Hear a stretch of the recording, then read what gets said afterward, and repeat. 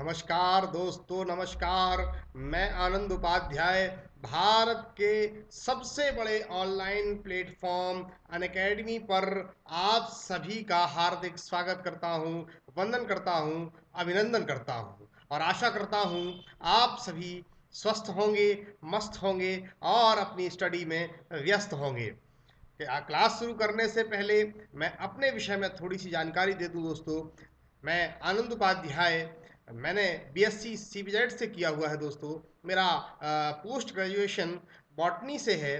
साथ ही मैंने बीएड की डिग्री ली है दोस्तों। एवं मुझे 7 सालों का ऑफलाइन क्लासेस पढ़ाने का अनुभव भी है दोस्तों। और अब तक 3500 से अधिक स्टूडेंट्स मेरे साथ जुड़कर अपने करियर को अचीव कर चुके हैं दोस्तों। आशा करता हूँ आप भी अनअकैडमी के साथ जुड़ें, अनअकैडमी के साथ जुड़कर अपने करियर को अचीव करें दोस्तों। आइए, अनअकैडमी का क्रैक एमपीपीएससी व्यापम का जो सपना है उसमें हमने क्या आपको देना है, मैं आपको बता देना चाहता हूं कि अनअकैडमी अपने इस प्रोग्राम के तहत आपको डेली लाइव क्लासेस प्रोवाइड कराती है दोस्तों। साथ ही अनअकैडमी आपको डेली लाइव टेस्ट और क्विज भी अरेंज कराती है। आपकी तैयारी को विशेष बनाने के लिए हम आपको इस ऑनलाइन स्टडी का सारा मटेरियल पीडीएफ के थ्रू अपने टेलीग्राम चैनल पर भी अवेलेबल कराते हैं। आपको स्मार्ट वर्क कराने में हमारा बिलीव है दोस्तों, इसलिए हम नो रिटन वर्क कॉन्सेप्ट पे काम करते हैं। साथ ही अनअकैडमी ने भारत के टॉप मोस्ट एजुकेटर्स को एक प्लेटफॉर्म पर ला दिया है दोस्तों। ये बहुत बड़ा स्वर्णिम अवसर है हमारे लिए कि भारत के टॉप मोस्ट एजुकेटर्स अब एक प्लेटफॉर्म पर आपको मिल जाएंगे दोस्तों। और यकीन मानिए कि अब आपका चयन बहुत दूर नहीं है। आवश्यकता है तो अनअकैडमी को ज्वाइन करने की, और अनअकैडमी को ज्वाइन करना भी बड़ा सरल है दोस्तों, कोई कठिन कार्य नहीं है। अनअकैडमी लर्निंग ऐप अपने फ़ोन में आप इंस्टॉल करके अनअकैडमी से सीधे जुड़ सकते हैं। और अनअकैडमी पर अगर आप विशेष कक्षाएं लेना चाहते हैं तो एक छोटा सा सब्सक्रिप्शन शुल्क दे करके आप अनअकैडमी के अपने एजुकेटर से, साथ ही अनअकैडमी के सभी एजुकेटर से जुड़ सकते हैं दोस्तों। अनअकैडमी के सब्सक्रिप्शन की मैं अगर बात करूं तो अनअकैडमी का सब्सक्रिप्शन बहुत एडवांटेजेस आपको देता है। यकीन मानकर चलिए, आप ऑफलाइन क्लासेस की भारी भरकम फीस से बच जाते हैं और जो ऑफलाइन क्लासेस की भागदौड़ होती है दोस्तों उससे भी बच जाते हैं। वर्तमान जो महामारी का काल चल रहा है, इस महामारी के काल में किसी भी कोचिंग कक्षाओं, ऑफलाइन कोचिंग कक्षाओं में बैठकर पढ़ना मेरे हिसाब से तो सही नहीं होगा। तो अनअकैडमी आपको इन सारी समस्याओं से निजात दिला देता है। बस आपको आवश्यकता है एक छोटा सा सब्सक्रिप्शन लेने की। 1 साल का सब्सक्रिप्शन केवल 7,000 रुपये का है दोस्तों, और 2 सालों का सब्सक्रिप्शन 8,400 का। इतने कम शुल्क में भारत के टॉप मोस्ट एजुकेटर्स आपको पढ़ा रहे हैं। मेरा मानना है कि आप यह स्वर्णिम अवसर जाने नहीं देंगे और आज ही सब्सक्रिप्शन जरूर लेंगे। और अगर आप सब्सक्रिप्शन लेना चाहते हैं और डिस्काउंट भी चाहते हैं तो आपको एक रेफरल कोड, एक प्रोमो कोड जो स्क्रीन पर दिखाई दे रहा है, AUP10, ये रेफरल कोड या प्रोमो कोड का उपयोग कर लेना है दोस्तों। तो आपको 10% का डिस्काउंट भी मिल जाएगा और 1 साल का सब्सक्रिप्शन 6,300 रुपये में, और 2 सालों का सब्सक्रिप्शन केवल और केवल 7,560 रुपये में आपको दे दिया जाएगा दोस्तों।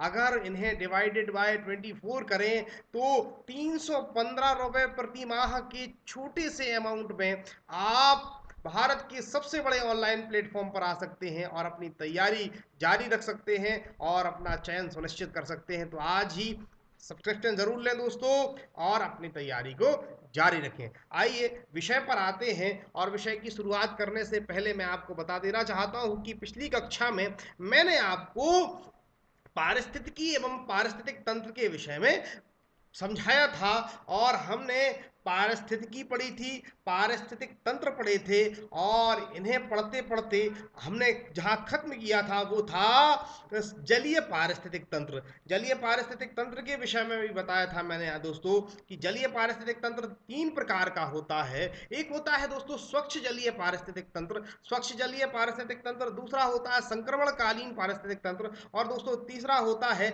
सागरीय पारिस्थितिक तंत्र। ठीक है, तो पहला जो स्वच्छ जलीय पारिस्थितिक तंत्र होता है ये पुनः 2 प्रकार का होता है दोस्तों, स्थिर या रुका हुआ। ठीक है, स्थिर या रुका हुआ, जैसे झील हुई दोस्तों, तालाब हुआ, तो ये स्थिर है, रुके हुए हैं। और दूसरा होता है बहता हुआ। ठीक है, बहता हुआ जो लोटिक पारिस्थितिक तंत्र होता है, लोटिक स्वच्छ जलीय पारिस्थितिक तंत्र होता है, यहाँ पर जल बहता रहता है, जैसे दोस्तों नदियां हुई।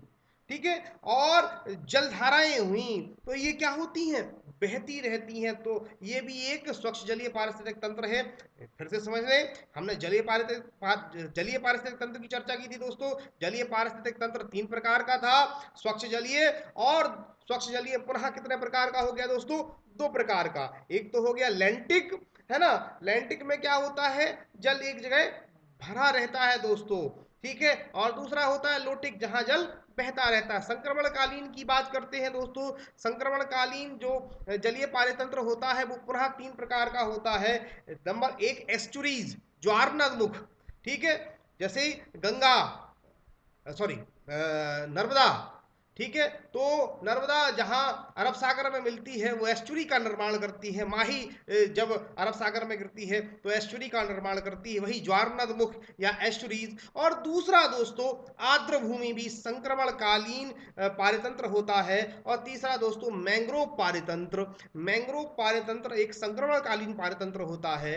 और तीसरा है सागरीय पारितंत्र, जिस पर हमें आज चर्चा करनी थी दोस्तों। सागरीय पारितंत्र पर हम यहां से शुरू करते हैं। सागरीय पारितंत्र पुनः 4 प्रकार का होता है दोस्तों। एक होता है खुला समुद्र, ओपन सी। दूसरा होता है बैरियर द्वीप, बैरियर आइसलैंड। तीसरा होता है तट रेखा, शोर लाइन्स। और चौथा दोस्तों कोरल लीव्स या प्रवाल भित्तीय सागरीय परतंत्र होता है। हम सभी बचपन से पढ़ते आए हैं कि पृथ्वी का 71% भूभाग जलमग्न है।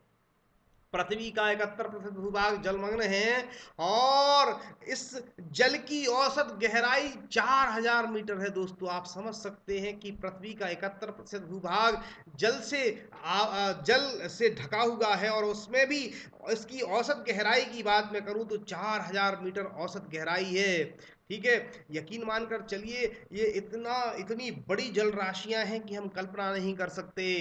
और यहाँ पर जल का स्रोत नदियां होती हैं जो स्वच्छ जल बहाकर लाती हैं। क्योंकि सागर में महासागरों में लवणता अधिक होती है, इसलिए वह जल लवणीय हो जाता है। तो सागरीय पारतंत्र की अपन बात कर रहे हैं। सागरीय पारतंत्र हमें समझ में आ गया है। सागरीय पारतंत्र को 4 भागों में बांट कर पढ़ेंगे। एक तो ओपन सी की बात कर लेंगे, फिर बैरियर आइसलैंड की, फिर शोर लाइन्स की, और कोरल रीफ्स की। सबसे पहला अपन बात करते हैं दोस्तों ओपन सी, खुला समुद्र। इस पर बात करने से पहले मैं 1 मिनट की जानकारी देना चाहूंगा दोस्तों। मैं अपना पर्यावरण, यूपीएससी, एमपीपीएससी और एमपीपीएससी फॉरेस्ट, एमपीपीएससी प्रीलिम्स और एमपीपीएससी मुख्य परीक्षा के दृष्टिकोण के साथ साथ मध्य प्रदेश के अन्य कॉम्पिटेटिव एग्जाम के दृष्टिकोण, खासतौर से टीएटी को कवर करके पढ़ाने जा रहा हूं दोस्तों। यदि आपको ये सब्जेक्ट पूरा पढ़ना है तो पुराने वीडियोस भी आप देख सकते हैं दोस्तों। साथ ही आप इसका सब्सक्रिप्शन जरूर लें, है ना, इसका सब्सक्रिप्शन जरूर लें। और आपको पर्यावरण के साथ दूसरी क्लास में मैं हिंदी दे रहा हूं दोस्तों। यह भी मध्य प्रदेश मुख्य परीक्षा के दृष्टिकोण से मैं आपको देने जा रहा हूं। मध्य प्रदेश मुख्य परीक्षा हिंदी जो प्रश्न पत्र है उसके साथ साथ ही एसआई एवं अन्य कॉम्पिटेटिव एग्जाम की हिंदी भी पढ़ा रहा हूं दोस्तों। तो बिल्कुल मेरा सब्सक्रिप्शन आप ले सकते हैं, और सब्सक्रिप्शन में आपको डिस्काउंट भी दिया जाएगा दोस्तों। और डिस्काउंट के लिए केवल आपको एक रेफरल कोड, प्रोमो कोड डालना है AUP10, और आपको 10% का डिस्काउंट भी मिल जाएगा दोस्तों। 1 साल या 2 साल का सब्सक्रिप्शन लें और तमाम हर्डल से दूर चले जाएं, और एकांत में बैठकर तैयारी करें। आप जहां बैठे हैं, जैसे बैठे हैं, आपको आपके एजुकेटर से सीधे जुड़ने का मौका अनअकैडमी देती है। तो आज ही सब्सक्राइब करें दोस्तों। आइए पढ़ना शुरू करते हैं। खुला समुद्र क्या होता है, ओपन सी। सागरीय पारितंत्र की कुछ विशिष्ट विशेषताएं होती हैं। सागरीय पारतंत्र होता है उसमें कुछ स्पेशल कैरेक्टरिस्टिक होती हैं जो उसे स्थलीय पारतंत्र से अलग बनाती हैं। दोस्तों स्थलीय पारतंत्र अलग होता है और जलीय पारतंत्र अलग होता है। जलीय पारतंत्र का एक भाग है सागरीय पारतंत्र, क्योंकि अभी अपन पढ़कर आए जलीय पारतंत्र 3 प्रकार का था दोस्तों। कौन कौन से 3 प्रकार रिकॉल कर लो, है ना, भूल गए क्या? नहीं। स्वच्छ जलीय पारितंत्र था दोस्तों, दूसरा संक्रमणकालीन था और तीसरा सागरीय था, वही तो हम पढ़ रहे हैं। ठीक है, तो आइए बात कर रहे थे सागरीय पारितंत्र के 4 भाग अपन को पढ़ने, उसमें पहला भाग पढ़ रहे थे खुला समुद्र। सागरीय पारितंत्र की कुछ विशिष्ट विशेषताएं होती हैं जो इसे स्थलीय पारितंत्र से अलग बनाती हैं। समुद्री पारितंत्र में आहार श्रृंखला की बात करें, food chain, Surya Prakash, oxygen व कार्बन डाइऑक्साइड की सुलभता, लवणता, पोषक तत्वों की उपलब्धता आदि पर निर्भर होती है दोस्तों। मैं इसको समझा देना चाहता हूं कि समुद्र पारितंत्र की बात करें अगर, समुद्र सी जो आपका ओशियानिक इकोसिस्टम होता है उसकी जो खाद्य श्रृंखला होती है दोस्तों, वो काहे पर निर्भर करती है? सूर्य के प्रकाश पर निर्भर करती है। ठीक है, क्योंकि पृथ्वी पर समस्त ऊर्जा का स्रोत सूर्य ही तो है, तो उस पर निर्भर करेगी ना। ठीक है, दूसरा ऑक्सीजन, क्योंकि ऑक्सीजन सभी जीवों को जीवित रखने के लिए आवश्यक होती है दोस्तों। ठीक है, कार्बन डाइऑक्साइड, ठीक है, सभी पौधे अपने प्रकाश संश्लेषण की अभिक्रिया में कार्बन डाइऑक्साइड का अवशोषण करते हैं, तो ये भी एक है ना, ये भी एक महत्वपूर्ण तथ्य हो गया दोस्तों। लवणता, सैलिनिटी, इसका भी एक अपना फैक्ट होता है, क्योंकि प्रत्येक जीव एक विशेष पीएच मान पर जीवित रहता है, और साथ ही पोषक तत्वों की उपलब्धता। ठीक है, जो न्यूट्रिएंट्स होते हैं दोस्तों, न्यूट्रिएंट एलिमेंट होते हैं, उनकी उपलब्धता भी इस पारिस्थितिक तंत्र की आहार श्रृंखला को क्या करती है? प्रभावित करती है। आइए आगे बढ़ते हैं। ये सभी कारक सागर की ऊपरी सतह पर उपलब्ध होते हैं। सूर्य प्रकाश भी रहेगा दोस्तों, ऑक्सीजन भी घुली रहेगी जल में, कार्बन डाइऑक्साइड भी घुला होगा।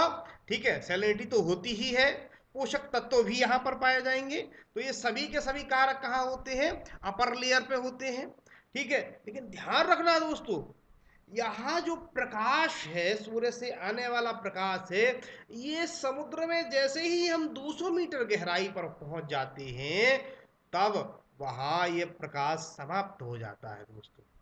ठीक है, सूर्य का प्रकाश अधिकतम 200 मीटर गहराई तक ही जाता है, उसके बाद ये बेअसर हो जाता है। तो जहां तक ये प्रकाश पहुंचता है उस मंडल को प्रकाशित मंडल कहते हैं या फोएटिक कहते हैं, तथा उसकी नीचे का जो 200 मीटर के नीचे का जो समुद्र होता है उसे अप्रकाशित क्षेत्र कहते हैं, अफोएटिक क्षेत्र कहा जाता है दोस्तों। और प्रकाशित मंडल में प्राथमिक उत्पादक, ये क्योंकि समुद्र में भी कोई ना कोई उत्पादन तो कर रहा होगा, इतना बड़ा पारिस्थितिक तंत्र है, तो यहाँ उपभोक्ता होंगे, और उपभोक्ता अपने भोजन संबंधी आवश्यकताओं के लिए किस पर निर्भर होंगे दोस्तों?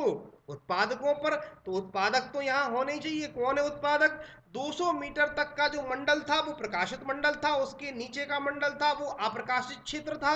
ठीक है, तो जो प्रकाशित मंडल है दोस्तों, उसी प्रकाशित मंडल में प्राथमिक उत्पादक, प्राथमिक उत्पादक यहाँ कौन होते हैं? पादप प्लवक कहा जाता है हिंदी में, इंग्लिश में कहते हैं फाइटोप्लैंक्टॉन्स, फाइटोप्लैंक्टॉन्स।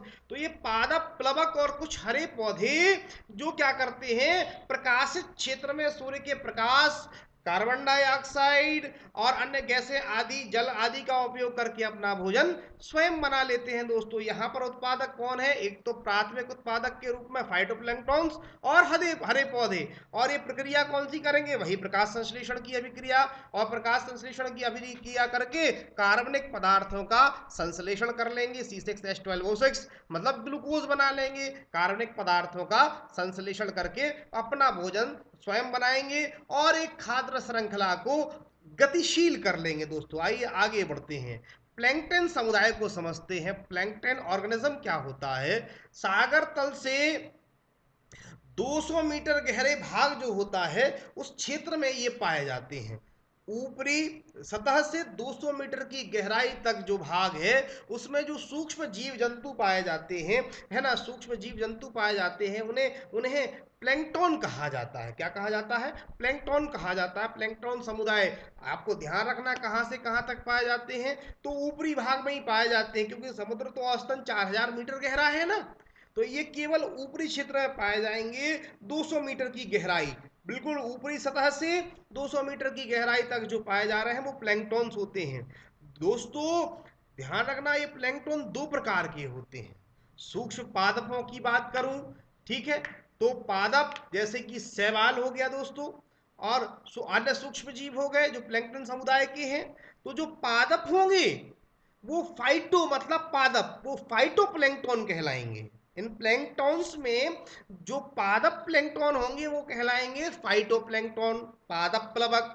और जो जंतु प्लैंकटन होंगे उन्हें जू प्लैंकटन कहा जाता है, जंतु प्लवक कहा जाता है, ये जरूर ध्यान रखना। ठीक है, एक तो प्लैंकटन है जिसको अपन हिंदी में प्लवक कहते हैं, तो ये कहां से कहां तक पाए जा रहे हैं, जो सागर की सतह है उससे 200 मीटर गहराई तक। ठीक है, प्लैंकटन में दो चीजें मिल रही हैं दोस्तों, एक तो कौन सा मिल रहा है, फाइटोप्लैंक्टन्स जो पादप प्लवक है, और दूसरे होते हैं जंतु प्लवक। ठीक है, फाइटोप्लैंक्टन्स की बात करें तो ये अत्यंत सूक्ष्म आकार के होते हैं और प्रकाश संश्लेषण की क्रिया के द्वारा अपना भोजन स्वयं बनाते हैं।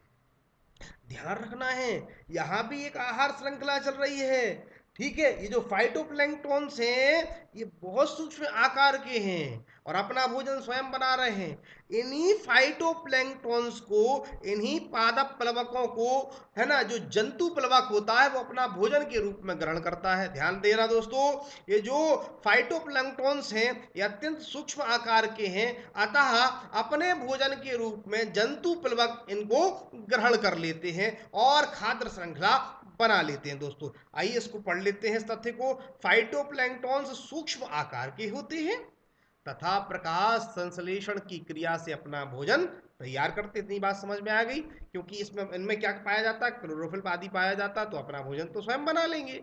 अब लेकिन जू प्लैंक्टन्स नहीं बना पाती अपना भोजन, तो वो कहीं ना कहीं से तो करेंगे, तो वो किसको ले लेते हैं भोजन के रूप में, फाइटोप्लैंक्टन्स को। ये लिखा हुआ है दोस्तों, जू प्लैंक्टन फाइटोप्लैंक्टन से अपना भोजन प्राप्त करते हैं। फाइटोप्लैंक्टन खाद्य श्रृंखला के प्राथमिक उत्पादक होते हैं। ये क्वेश्चन आपसे पूछा जा सकता है कि सागरीय पारितंत्र में खाद्य श्रृंखला का प्राथमिक उत्पादक कौन होता है दोस्तों, तो यहां आप आंसर दे सकते हैं फाइटोप्लैंक्टन खाद्य श्रृंखला के प्राथमिक उत्पादक होते हैं और सभी सागरीय जीव इन पर निर्भर करते हैं, क्योंकि जब उत्पादक ही नहीं होगा तो उपभोक्ताओं का क्या होगा, इसलिए सागरीय जीव इन फाइटोप्लैंक्टन्स या पादप प्लवकों पर आश्रित होते हैं। आइए आगे बढ़ते हैं, फाइटोप्लैंक्टन्स के बारे में थोड़ी सी और जानकारी लेते हैं दोस्तों। वे जीव जो समुद्री सतह पर या उनके निकट तैरते हैं और ये बहुत सूक्ष्मदर्शीय होते हैं, जिन्हें देखने के लिए हमें माइक्रोस्कोप की आवश्यकता पड़ती है। प्लैंक्टन्स को अपन ने कहा दो वर्गों में बांट लिया था, जैसे पहले ही हमने कहा था, जू प्लैंक्टन जो जंतुओं जैसे होते हैं और जो पादपों जैसे होंगे उन्हें फाइटोप्लैंक्टन्स कहा जाता है। अब इन्हीं में कुछ नेक्टॉन्स भी पाए जाते हैं। ये समुद्र के स्वतंत्र तैराक जीव होते हैं। नेक्टॉन्स जो होते हैं स्वतंत्र तैराक होते हैं विभिन्न प्रकारों में।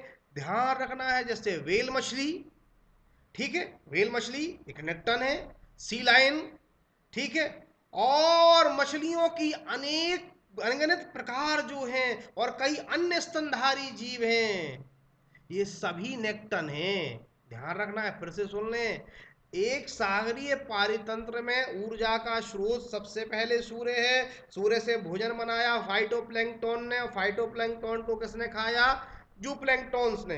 अब जूप्लैंक्टन्स को कौन खाएंगे, यही खाएंगे दोस्तों, वेल मछली। यहाँ हेल लिख दिया गया है, वेल है एक्चुअली में दोस्तों वो, तो यहाँ वेल मछली जो है, वेल मछली और डॉल्फिन, ठीक है, सी लाइन, और ये मछलियों की जो अनगिनत प्रजातियां हैं और कई अन्य स्तनधारी जीव, वो सब क्या है, नेक्टन होते हैं दोस्तों। और ये नेक्टन या तो अपने भोजन के रूप में फाइटोप्लैंक्टन्स या फिर जूप्लैंक्टन्स को लेते हैं या फिर अपने से छोटे जीव का भक्षण कर लेते हैं। ध्यान रखना, ये क्वेश्चन भी पूछा जा सकता है, सागरीय जल सतह पर सबसे ज्यादा कौन से जीव पाए जाते हैं, तो सबसे ज्यादा नेक्टन पाए जाते हैं दोस्तों। नेक्टन क्या होते हैं, इस समुद्र के स्वतंत्र तैराक जीव होते हैं घूमते रहते हैं फ्रीली। जैसे व्हेल मछली एक स्थान पर स्टेबल नहीं है, वो मूवेबल होती है।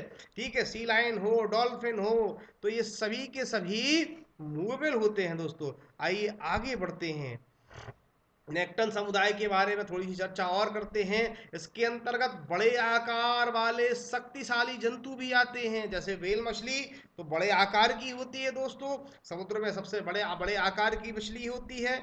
और ये भी ध्यान रखना कि समुद्र के अंदर जो वाटर स्ट्रीम्स रहती हैं, वाटर समुद्र जलधाराएं होती हैं, समुद्री जलधाराएं होती हैं, उनके विपरीत तैरने में ये सक्षम भी होते हैं। इतने पावरफुल होते हैं कि समुद्री जलधाराओं को भी के मतलब विपरीत दिशा में भी तैर सकते हैं। ठीक है, तो ये मछलियां आदि और ये जो नेक्टॉन्स होते हैं, ये नेक्टॉन समुदाय के जीव अत्यधिक शक्तिशाली और बड़े आकार के होते हैं, और ये समुद्र की विपरीत धारा में तैरने में सक्षम होते हैं। ठीक है, इस समूह की बात करें नेक्टॉन्स की, तो इसका प्रमुख जीव जो है वो मछली होता है, क्योंकि समुद्रों में सबसे अधिक अगर कुछ देखा जाए तो मछलियां पाई जाती हैं। और मछलियां छोटी से लेकर के बहुत बड़े आकार तक की हो सकती हैं दोस्तों। वेल भी हो सकती है और एक छोटी मछली भी हो सकती है। और अगर समुद्री पारिस्थितिक तंत्र की बात मैं करूं, आपको सागरीय पारितंत्र की बात करूं, तो यहाँ बड़ी मछली सदैव छोटी मछली को खाती है, और इसी तरीके का यहाँ सीक्वेंस बना रहता है। अगली बात करते हैं तट रेखा पारितंत्र की। सागरीय पारितंत्र के मैंने आपको 4 भाग बताए थे दोस्तों, एक बार फिर से देख लीजिए। मैंने कहा था खुला समुद्र, फिर बैरियर द्वीप, ठीक है, तटरेखा और प्रवाल भित्ति, इनको अपन आगे देख लेते हैं। दूसरा मैं आपको दिखा रहा हूं, वो है तट रेखा पारितंत्र, शोर लाइन इकोसिस्टम। ठीक है, आइए देखते हैं। इस पारितंत्र को अंतर्ज्वारीय, इंटरटाइडल इकोसिस्टम भी कहा जाता है। इस पारितंत्र को अंतर्ज्वारीय पारितंत्र भी कहा जाता है। इसे इसे पथरीले तथा रेतीले क्षेत्र में बांटा जाता है दोस्तों। ठीक है, तट मतलब क्या होता है, कोस्टल लाइन, जहां आकर के स्थल और जल आपस में जुड़ रहे होते, उसे तट कहा जाता है दोस्तों।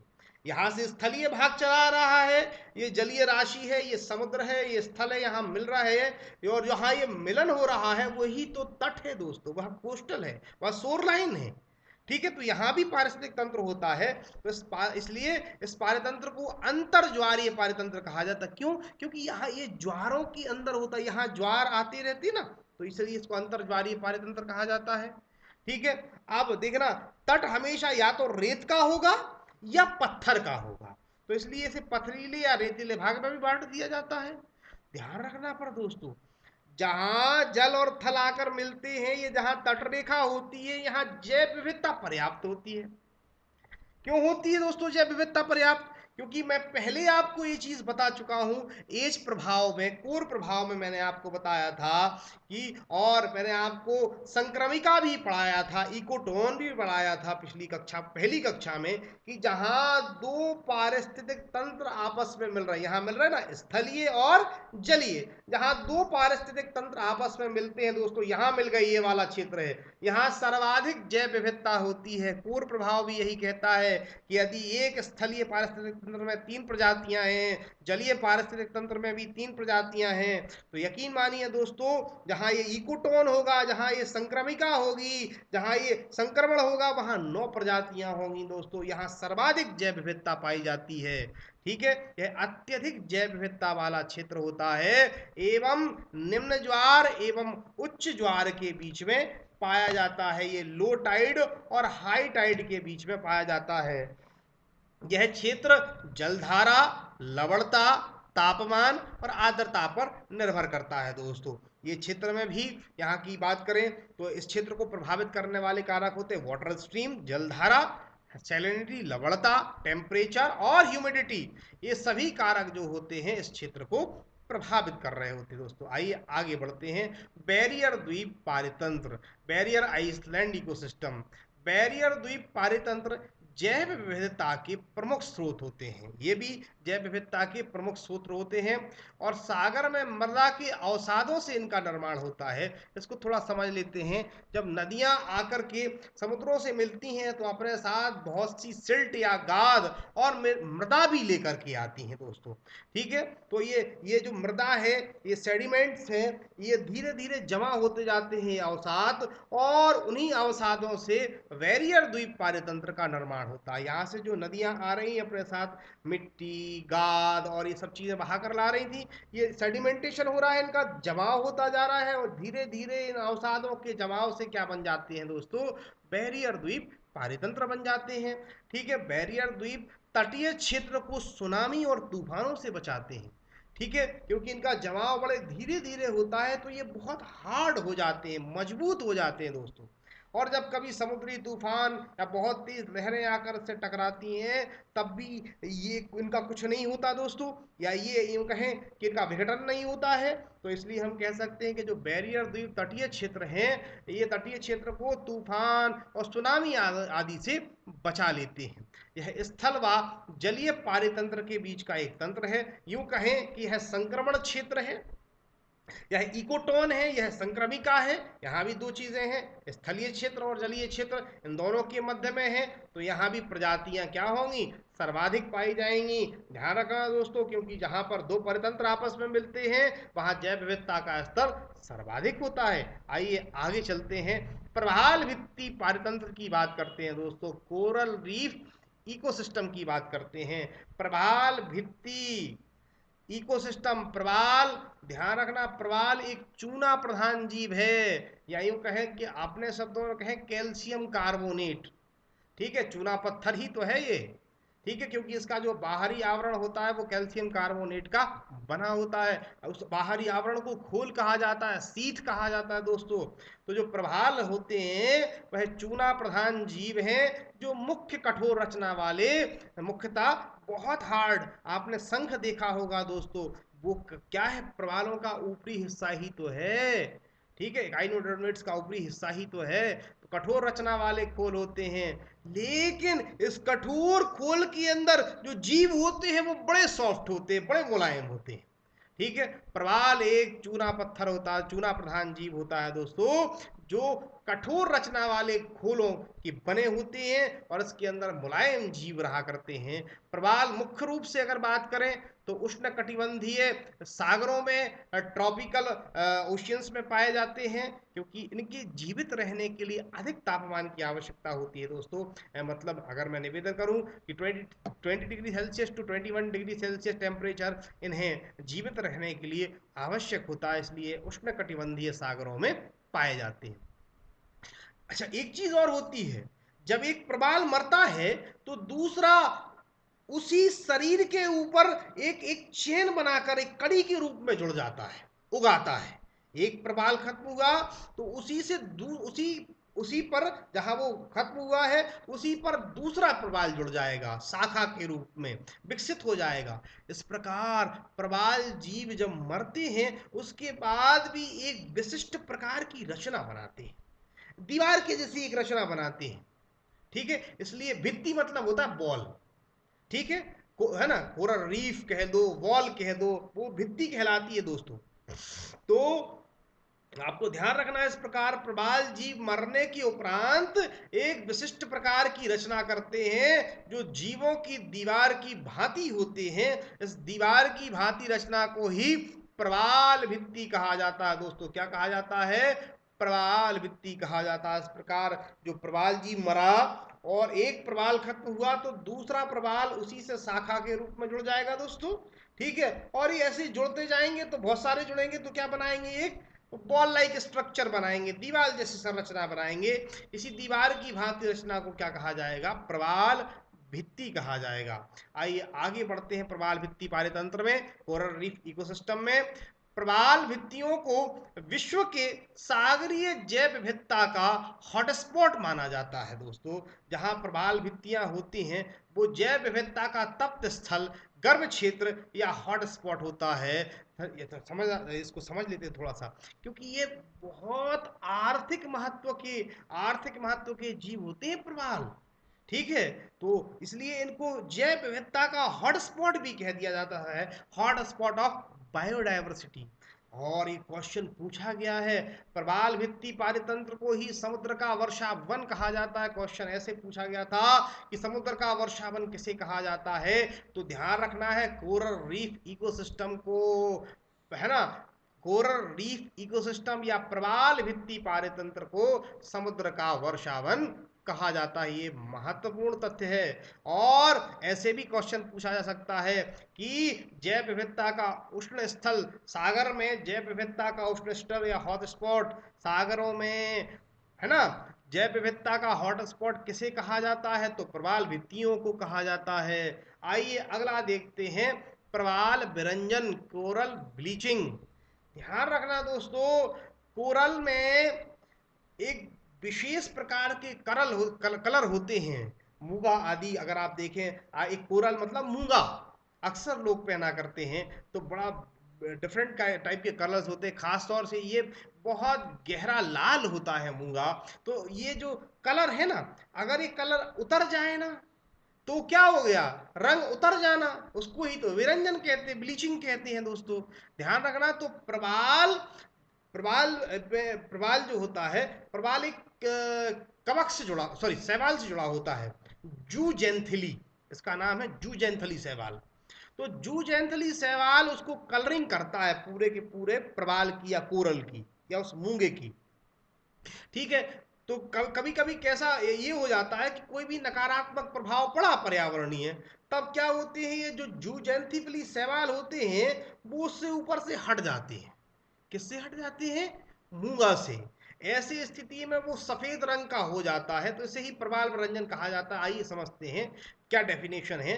प्रवाल पर निर्भर रहने वाले रंगीन, ये लिखा हुआ देखो, प्रवाल पर निर्भर रहने वाले रंगीन जू जैंथली शैवाल।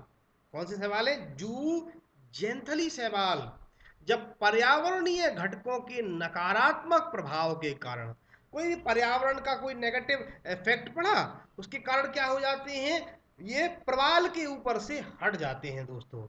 तो प्रवाल ऐसे में अपने वास्तविक सफेद रंग में आ जाता है, जो प्रवाल है वो अपने वास्तविक रंग में आ जाएगा। इसी प्रक्रिया को प्रवाल विरंजन या कोरल ब्लीचिंग कहते हैं। यहाँ एक क्वेश्चन महत्वपूर्ण है, वो ये है दोस्तों कि प्रवाल विरंजन की एक तो परिभाषा आपसे पूछी जा सकती है मुख्य परीक्षा के दृष्टिकोण से। दूसरा प्रश्न जो महत्वपूर्ण है वो प्रीलिम्स पॉइंट ऑफ व्यू से है कि प्रवाल विरंजन के लिए रिस्पॉन्सिबल है या उत्तरदायी है, तो वहां आपको आंसर देना पड़ेगा। आपको जूजेंथिफली शैवाल पर आपको टिक करना पड़ेगा कि जूजेंथली शैवाल प्रवालों के रंजन के लिए उत्तरदायी होते हैं, प्रवालों की कलरिंग के लिए उत्तरदायी होते हैं। आइए आगे बढ़ते हैं, भारत की प्रवाल वित्तियां देखते हैं दोस्तों। Coral reefs in India, Bharat में 4 क्षेत्रों में है ना कोरल रीफ पाई जाती हैं दोस्तों। और भारत में सर्वाधिक कोरल रीफ अगर आपको देखना है तो हमारे अंडमान निकोबार द्वीप समूह चले जाइए, घूम कर आइए, और वहां आपको सर्वाधिक प्रवाल भित्ति क्षेत्र मिल जाएंगे दोस्तों। सर्वाधिक प्रवाल भित्ति क्षेत्र इसी क्षेत्र में पाए जाते हैं। तो ये क्वेश्चन भी महत्वपूर्ण हो सकता है आपके लिए कि भारत के किस क्षेत्र में सर्वाधिक प्रवाल भित्ति पाई जाती हैं, आपको आंसर देना होगा अंडमान निकोबार द्वीप समूह। इसका ऑपोजिट कर लेंगे, भारत के किस क्षेत्र में सबसे कम प्रवाल भित्तियां पाई जाती हैं, तो कच्छ की खाड़ी, अरेबियन सी चले जाइए आप, कच्छ की खाड़ी में आपको सबसे कम प्रवाल भित्तियां बनेगी। और क्षेत्रों में मन्नार की खाड़ी, गल्फ ऑफ मन्नार और लक्षद्वीप में भी प्रवाल भित्तियां पाई जाती हैं दोस्तों। इस तरीके से ये डायग्रामेटिक सेंस के थ्रू बताया गया है प्रवाल भित्तियां किस तरीके से बनी होती हैं। देखो ये कच्छ की खाड़ी की प्रवाल भित्तियां हैं, अंडमान निकोबार द्वीप समूह जो रिच प्रवाल भित्तियां यहाँ पर सर्वाधिक पाई जाएंगी, ये गल्फ ऑफ मन्नार है, और यहाँ लक्षद्वीप में भी बताया गया है दोस्तों। प्रवाल भित्तियों के विषय में आगे बढ़ते हैं। अब बात करते हैं संक्रमणकालीन जलीय तंत्र की। जलीय तंत्र जब अपन ने पढ़ा था दोस्तों, तो अपन स्वच्छ जल के बाद संक्रमण कालीन जलीय तंत्र की बात की थी, वहीं अपन पहुंच जाते हैं। सागरीय तो अपन पढ़ ही चुके हैं। तो यहाँ को अपन संक्रमण कालीन जलीय पारतंत्र जो ट्रांजिशनल एक्वाटिक इकोसिस्टम है, इसको 3 भागों में बांट देंगे दोस्तों। पहला होगा एस्चुरीज इकोसिस्टम, दूसरा होगा आर्द्रभूमि पारितंत्र वेटलैंड इकोसिस्टम, और तीसरा है दोस्तों मैंग्रोव पारितंत्र। तीसरा कौन सा है? मैंग्रोव पारितंत्र। संक्रमणकालीन जलीय पारितंत्र कितने प्रकार का है? 3 प्रकार का, ज्वार नदमुक्त पारितंत्र, आर्द्रभूमि पारितंत्र और मैंग्रोव पारितंत्र। पहला देख लेते हैं ज्वार नदमुक्त पारितंत्र। नदियां जब डेल्टा न बनाकर सीधे समुद्र में मिल जाती। डेल्टा क्या होता है? सेडिमेंट्स गए और वहां जमाव होता चला गया, ठीक है। जैसे माजुली द्वीप जाएंगे आप, ठीक है, जहां माँ गंगा समुद्र से बंगाल की खाड़ी में जाकर के मिलती हैं, तो वहां पर बहुत सारे डेल्टा बनाते हैं, ठीक है। माजुली द्वीप चले जाइए आप, है ना। तो ये क्या है? डेल्टा ही तो है, पर कुछ नदियां होती हैं जैसे नर्मदा है, माही है, तापी है, तो ये क्या करते हैं? ये नहीं बनाती डेल्टा, है ना, ये एस्चुरी बनाती हैं, सीधे जाकर समुद्र में मिल जाएंगी, ठीक है। तब एस्चुरी का निर्माण होता है। यहां लिखा है नदियां जब डेल्टा न बनाकर सीधे समुद्र में मिल जाती हैं, तब एस्चुरी का निर्माण होता है। इसलिए एस्चुरी को ऐसे संक्रमण क्षेत्र के रूप में परिभाषित किया जा सकता है जहां नदियां समुद्र में मिलती हैं। तो अपन क्या एस्चुरी की परिभाषा दें ज्वार नदमुख की, कि ज्वार नदमुख ऐसा क्षेत्र होता है जहां नदियां बिना डेल्टा बनाए सीधे समुद्र में मिल जाती हैं। उस क्षेत्र को ज्वार नदमुख पारितंत्र कहा जाता है, एस्चुरीज इकोसिस्टम कहा जाता है। क्या आपको समझ में आ गया? नहीं आया तो फिर से समझ लें आप। क्या होता है? नदियां जा रही हैं, बिना डेल्टा बनाए सीधे समुद्र में मिल रही हैं, तो वहां जहां मिल रही है उसका पारितंत्र क्या कहलाएगा? एस्चुरीज कहलाएगा, ज्वार नदमुख कहलाएगा दोस्तों। आइए आगे बढ़ते हैं, ठीक है। ये एक तटीय क्षेत्र होता है, एक ऐसा तटीय क्षेत्र होता है जिसका मुख कहाँ होगा? समुद्र की ओर। क्योंकि कुछ ऐसी स्थिति है, यहाँ से पानी आ रहा है फ्लो होते होते दोस्तों, यहाँ से पानी फ्लो होते होते जा रहा है और समुद्र में मिल रहा है, तो यहाँ मुंह क्या होगा? खुला होगा ना, ठीक है। तो यह एक ऐसा तटीय क्षेत्र होता है जिसका मुख समुद्र की ओर खुला होता है, ठीक है, समुद्र की ओर खुला होता है। आइए ध्यान देते हैं अगले तथ्य पर। लिखा है जैव विविधता और पारिस्थितिकी उत्पादकता की बात करें तो एस्चुरी में अधिक होती है। क्यों होती है? मैं पहले भी समझा चुका हूं, फिर से वही बात कहूंगा कि यहां पर ट्रांजिशनल इकोसिस्टम का सिस्टम बन रहा है, या यूं कहें कि दो पारिस्थितिक तंत्र आपस में आकर मिल रहे हैं। ये स्थलीय है और ये जलीय है, ये आपस में आकर मिल रहे हैं, संक्रमिका बना रहे हैं, इकोटोन बना रहे हैं। तो यहां पर पारिस्थितिक तंत्र की बात करूं, इस पारिस्थितिक तंत्र में क्या होगा? इस संक्रमण क्षेत्र में क्या होगा? जैव विविधता सर्वाधिक होगी दोस्तों, ठीक है। और ध्यान रखना यहां पर पोषक तत्वों की भारी मात्रा भी होगी। क्यों होगी? क्योंकि यहाँ नदियों के पोषक तत्व भी हैं और समुद्रों के पोषक तत्व भी हैं, दोनों आपस में मिलेंगे, ठीक है। जब पोषक तत्व अधिक होंगे तो स्वाभाविक सी बात है उत्पादकता भी कैसी होगी? अधिक होगी मित्रों। चलिए आइए देखते हैं, ये एक बहुत महत्वपूर्ण तथ्य है। विश्व की सर्वाधिक सघन बसावट वाला क्षेत्र कौन सा होता है? ऐसे क्वेश्चन पूछा जा सकता है।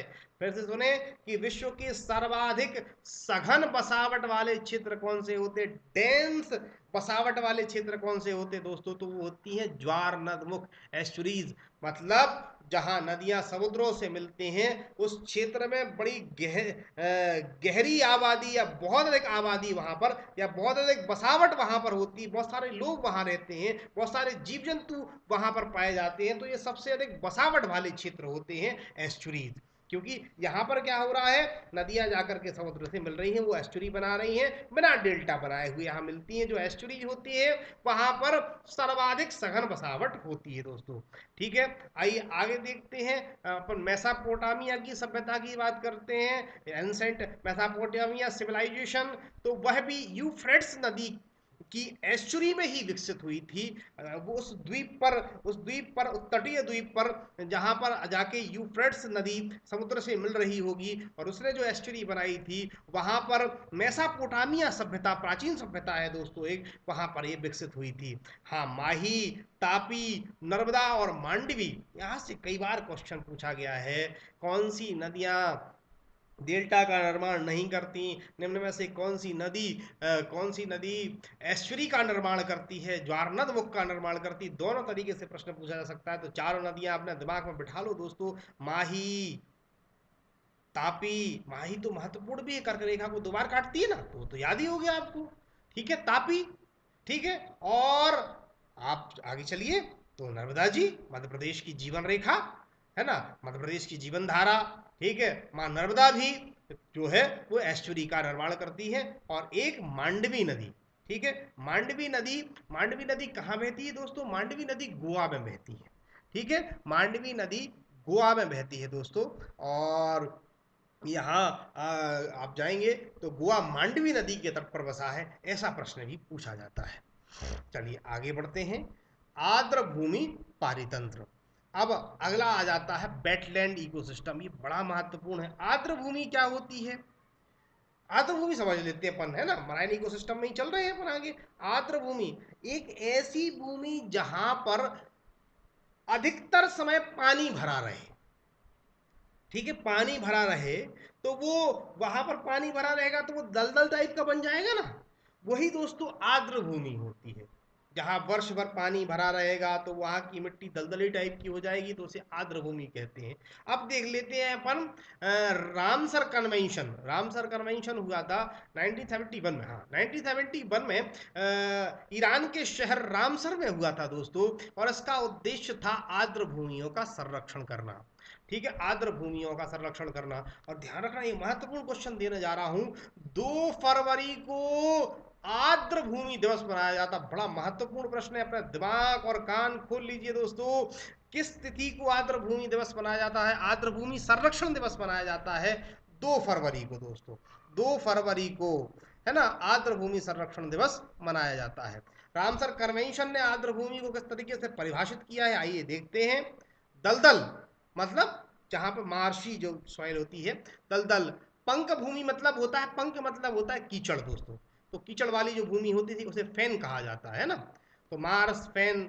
और पीठ भूमि या जल, कृत्रिम या प्राकृतिक, स्थायी या अस्थायी, स्थिर जल या गतिमान जल, है ना, ताजा जल, खारा या लवण युक्त जल। जहाँ क्षेत्र होते हैं वो आर्द्र भूमि कहलाते हैं। इसको अपनी भाषा में समझते हैं, ये तो बहुत टिपिकल हो गया। ठीक है, जो क्षेत्र दलदलीय होते हैं, जहाँ अधिक कीचड़ पाया जाता है। ठीक है, वो हो सकता है, वो कृत्रिम भी हो सकता है, प्राकृतिक भी हो सकता है। कृत्रिम कैसे? हमने कोई तालाब बनवाया, ठीक है, वो तालाब एक मरुभूमि में कन्वर्ट हो जाए। आजकल नहरें बनाई जाती हैं, और नहरें बनाई गई तो किसी क्षेत्र में वर्ष भर पानी भरा रहता है, तो वो भी अपने आप में क्या हो गई? वो भी अपने आप में आर्द्र भूमि हो गई। तो ये कैसी है? मानव निर्मित है, कृत्रिम है। और प्राकृतिक कैसी है? जो झीलें होती हैं वो प्राकृतिक मरुभूमियां हैं, सॉरी आर्द्र भूमियां हैं। ठीक है, तो इसमें स्थायी भी हो सकती हैं और अस्थायी भी हो सकती हैं। कई बार ऐसा होता है, जल स्रोत कम हो गया तो सूख जाएंगी वो। ठीक है, स्थिर जल की वाली भी हो सकती हैं, जैसे कि तालाब बन गया, स्थिर जल है। गतिमान नदियों में भी हो सकता है, झीलों में भी हो सकता है। ठीक है, इस तरीके से। तो खारे जल में भी हो सकती हैं और फ्रेश वाटर में भी हो सकती हैं। तो ये सारे जल क्षेत्र जो होते हैं वो क्या कहलाते हैं? मरुभूमि कहलाते हैं। आगे बढ़ते हैं। अब बात करते हैं अनूप एवं कक्ष की। ठीक है, इन पर टिप्पण भी लिखने आ सकते हैं आपको, या ये प्लेन्स पॉइंट ऑफ व्यू से क्वेश्चन पूछा जा सकता है। ठीक है, अनूप ऐसी आर्द्र भूमि होती है जिसमें वृक्ष नहीं पाए जाते हैं। यहाँ वृक्ष नहीं पाए जाएंगे, तो क्वेश्चन ऐसे पूछा जा सकता है, ऐसी आर्द्र भूमि जिसमें वृक्ष भी पाए जाते हैं कहलाता है। मैं थोड़ा सा गलत बोल गया था दोस्तों। अनूप में वृक्ष पाए जाते हैं और कच्छ में वृक्ष नहीं पाए जाते। एक बार फिर से सुन लें, जो स्वयं होता है, जो अनूप होता है, वहां बड़े बड़े वृक्ष देखने मिल सकते हैं, परंतु कक्ष में नहीं देखने मिलते हैं। तो क्वेश्चन पूछा जा सकता है, ऐसी आर्द्र भूमियां जिनमें वृक्ष भी पाए जाते हैं कहलाता है अनूप कहलाता है दोस्तों। और ऐसी आर्द्र भूमियां जिसमें वृक्ष नहीं पाए जाते हैं उसे कच्छ कहते हैं। पुनः सुन लें, ऐसी आर्द्र भूमियां जिनमें वृक्ष पाए जाते हैं उन्हें कच्छ कहा जाता है, सॉरी अनूप कहा जाता है, और ऐसी आर्द्र भूमियां जिनमें वृक्ष नहीं पाए जाते हैं उन्हें कच्छ कहा जाता है। ठीक है, आइए आगे बढ़ते हैं। ये दोनों प्रायः बहते जल से संबंधित हैं, चाहे वो अनूप हो चाहे वो कच्छ हो, वो दोनों ही बहते हुए जल से, बहते हुए जल से, है ना, संबंधित है, लोटिक वाटर से संबंधित है। यहाँ जल बहता हुआ होगा, है ना, और इनमें उच्च उत्पादकता पाई जाती है। ठीक है, इनमें भी उच्च हाई फर्टिलिटी, हाई प्रोडक्टिविटी यहाँ देखने के लिए मिलती है। और अनूप को आर्द्र भूमि वन भी कहा जाता है दोस्तों। अनूप जो होते हैं क्योंकि वहां पेड़ पाए जा रहे हैं, जब पेड़ होंगे तो वन होगा, जब पेड़ अधिक होंगे तो वो क्या बनाएगा, फॉरेस्ट ही तो बनाएगा। ठीक, और लेकिन ये वन है कहाँ, ये आर्द्र भूमि में है, ये वेटलैंड में है दोस्तों। ठीक है, वेटलैंड में है, तो इसलिए अनूप को आर्द्र भूमि वन भी कहा जाता है। और ध्यान रखना, जब यहाँ पे जैव विविधता अधिक होगी, उत्पादकता अधिक होगी, तो प्रकाश संश्लेषण की दर भी कैसी होगी, तीव्र गति से होगी। क्योंकि बहता हुआ जल है, यहाँ पर पर्याप्त मात्रा में पोषक तत्व हैं, अच्छा प्रकाश मिल रहा है, तो फिर क्या होगा, प्रकाश संश्लेषण होगा, उत्पादकता कैसी हो जाएगी, उच्च हो जाएगी दोस्तों। आइए आगे बढ़ते हैं। भारत में आर्द्र भूमि का वितरण देखते हैं। भारत में आर्द्र भूमि का वितरण अगर देखें तो भारत का जो कुल क्षेत्रफल है, ठीक है, 32,87,000, ठीक है, 263 वर्ग किलोमीटर क्षेत्रफल जो है भारत का, ये वाला जो क्षेत्र है, ठीक है, तो इस पूरे के पूरे क्षेत्र का 4.63% भूभाग कैसा है, ये आर्द्र भूमि वाला क्षेत्र है दोस्तों। भारत का जो कुल भूभाग है उसमें 4.63% भूभाग कैसा है, वेटलैंड वाला है, आर्द्र भूमि वाला है। और ध्यान रखना, भारत की सबसे बड़ा आर्द्र भूमि का जो क्षेत्र है वो दक्षिण भारत में पाया जाता, खास तौर से केरल वाले क्षेत्रफल में, है ना, केरल और तमिलनाडु वाला जो क्षेत्र है, यहाँ सर्वाधिक आर्द्र भूमियां पाई जाती हैं। ध्यान रखिए दोस्तों, आर्द्र भूमि का वितरण पढ़ लेते हैं अपन, डिस्ट्रीब्यूशन ऑफ वेटलैंड। तो ध्यान रखिए, ये 4 प्रकार से पढ़ लेंगे अपन। एक तो होती है इनलैंड आर्द्र भूमि, स्थलीय आर्द्र भूमि है वास्तव में ये, ठीक है, जो प्रकृति द्वारा बनाई गई है। ठीक है, प्रकृति द्वारा स्थल पर बनाई गई आर्द्र भूमि, तो इसका क्षेत्रफल है 43%, है ना। इस पूरे के पूरे 4.63 का 43% क्या है, इनलैंड आर्द्र भूमि या स्थल मंडलीय आर्द्र भूमि जो प्राकृतिक है। दूसरा है ना, यहाँ पे भी देखना, इनलैंड आर्द्र भूमि जो मानव निर्मित है, मैन मेड है। ठीक है, मानव निर्मित कैसा, जैसे कभी आप पंजाब जाइए तो वहाँ हरि के बैराज घूम कर आइए तो वहाँ पर बन गया है एक, है ना, तो वो मानव निर्मित है, मानव निर्मित आर्द्र भूमि है। तो ये भी इनलैंड है पर स्थलीय ही थी, वो वहाँ जल नहीं था पहले। ठीक है, तो इनलैंड आर्द्र भूमि मानव निर्मित। तो अगर इन दोनों को ऐड कर दे तो 73% होता है। तो हम क्या कह सकते हैं कि आर्द्र भूमियों का सर्वाधिक प्रतिशत स्थल मंडल पर पाया जाता है, क्योंकि दोनों इनलैंड, इनलैंड मतलब दोनों क्या है, स्थल में ही तो है। ठीक है, तो 43% इनलैंड आर्द्र भूमि, प्राकृतिक वाली कहां पाई जाती है, 43% पाई जाती है प्राकृतिक, और मानव निर्मित इनलैंड आर्द्र भूमि 30% पाई जाती हैं। आइए कोस्टल आर्द्र भूमियों पर चलते हैं। तो मतलब ये तटीय क्षेत्रों पर चल रहे हैं, पर समुद्री क्षेत्रों की ओर आगे बढ़ गए हैं, और यहाँ 24% प्राकृतिक होता है और 3% कोस्टल आर्द्र भूमियां मानव निर्मित होती हैं दोस्तों। आइए आगे चलते हैं और देखते हैं रैमसर समझौता जो हुआ था। रैमसर समझौते के तहत 27 जो आर्द्र भूमियां भारत में घोषित हुई हैं, इन पर मैं आपसे दोस्तों चर्चा कर लेता हूं। पूर्व में 26 थी, हाल ही में 27वीं आर्द्र भूमि सुंदरवन को बनाया गया है दोस्तों। तो ये भी महत्वपूर्ण तथ्य है। सुंदरवन का जो डेल्टा है, सुंदरवन के डेल्टाई क्षेत्र को हाँ 1 फरवरी 2019 को इसे आर्द्र भूमि बनाया गया था। 1 फरवरी 2019 को हाल ही में बनाया गया है दोस्तों इसको।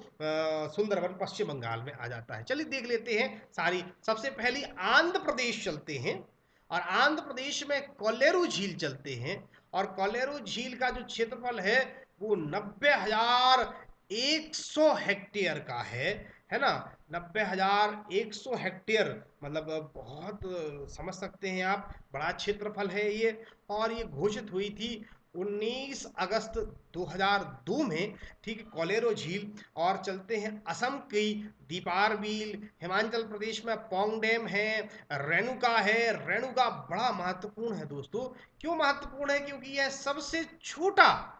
सबसे छोटी आर्द्र भूमि है। रेणुका आर्द्र भूमि 20 हेक्टेयर में फैली हुई है। ध्यान रखना है, हिमाचल प्रदेश में ही चंदताल आर्द्र भूमि भी है जो 49 हेक्टेयर में फैली हुई है। आइए आगे चलते हैं अपन जम्मू कश्मीर की ओर दोस्तों। और जम्मू कश्मीर में बुलर झील है, तसो मुरारी झील है, होकेरसर आर्द्र भूमि भी है, सुरेंसर और मानसर, ये सारे के सारे आर्द्र भूमियां जो हैं वो जम्मू कश्मीर में हैं। और अब आर्द्र भूमियों के मामले में जो रिच क्षेत्र है वहां चलते हैं केरल की ओर। और केरल के लिए चलते हैं अष्टमुडी। अष्टमुडी झील, आपने नाम सुना होगा अष्टमुडी झील का दोस्तों। तो अष्टमुडी झील का भी आप कभी केरल जाइए, अष्टमुडी झील घूम कर आइए। और पोंगल के समय जाएंगे, ओणम के समय जाएंगे तो यहाँ नौका दौड़ भी आपको देखने के लिए मिल जाएगी दोस्तों। तो केरल चलते हैं और अष्टमुडी आर्द्र भूमि घूम कर आते हैं केरल से। आइए आगे बढ़ते हैं। और केरल की सष्टम कोट्टा झील भी है, बेम्बनाद झील भी है दोस्तों। बेम्बनाद कोल आर्द्र भूमि। बेम्बनाद की अगर बात करें तो यह एक प्रकार की लैगून झील है, बेम्बनाद झील, है ना, लैगून झील और बेम्बनाद। और ध्यान रखिए, भारत की सबसे बड़ी सबसे छोटी कौन सी है? रेणुका आर्द्र भूमि। कहाँ है? हिमाचल प्रदेश में, ठीक है।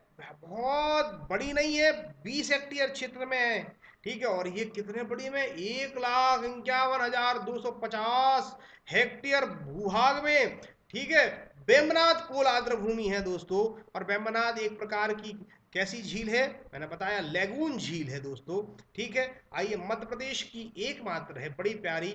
कभी भोपाल जाइए तो भोज आर्द्र भूमि घूम कर आना।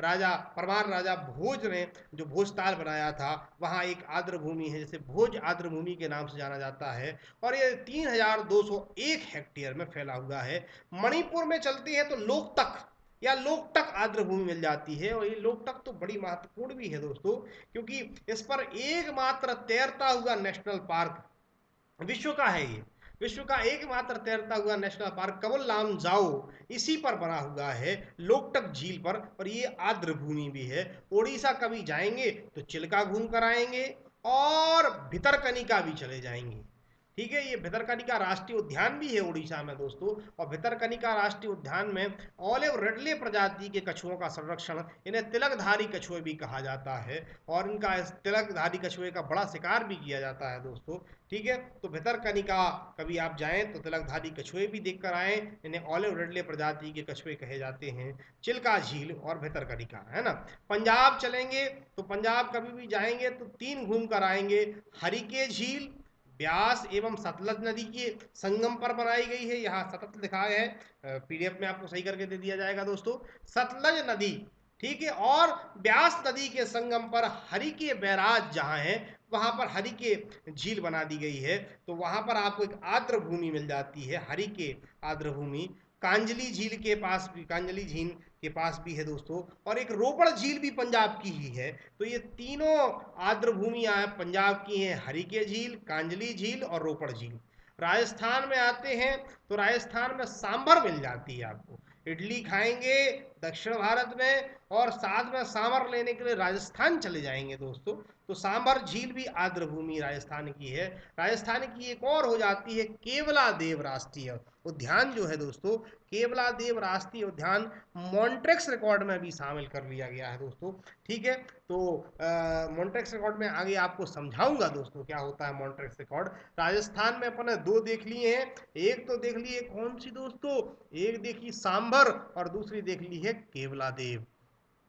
आगे चलते हैं तमिलनाडु। तमिलनाडु में पॉइंट केलिमर, और त्रिपुरा में रुद्रसागर, उत्तर प्रदेश में अपर गंगा, गुजरात में नल सरोवर पक्षी अभ्यारण्य, और पश्चिम बंगाल में पहले थी पूर्वी कोलकाता आर्द्रभूमि, और अभी हाल फिलहाल में कहते हैं 1 फरवरी 2019 को भारत की 27वीं आर्द्रभूमि सुंदरबन डेल्टा को घोषित किया गया है। तो एक कुल मिलाकर भारत की 27 आर्द्रभूमियां हमने यहाँ पर पढ़ ली हैं। यहाँ मैंने आपको इसका थोड़ा मैपिंग करके दिखा दिया है, कहाँ कहाँ कैसे है।